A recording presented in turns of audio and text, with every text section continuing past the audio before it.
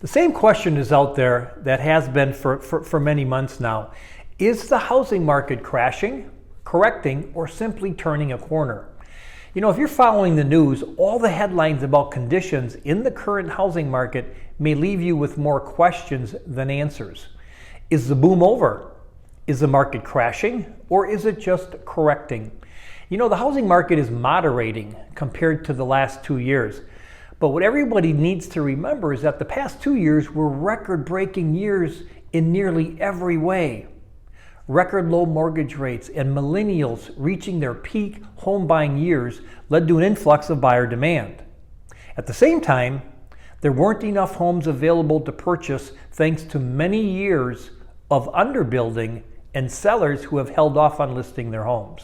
This combination led to record high demand and record low supply, which was not going to be sustainable for the long run. The latest data shows early signs of a shift back to the market pace seen in the years prior to the pandemic. It's not a crash, it's only a turning point.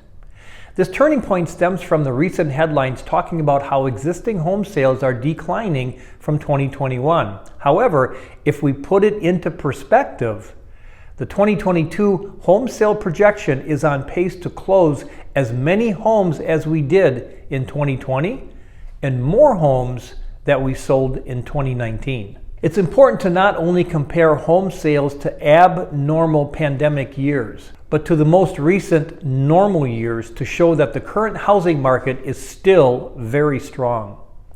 If recent headlines are generating any concerns, look at a more typical year for perspective. The current market is not a crash or correction. It's just a turning point toward more typical pre-pandemic levels.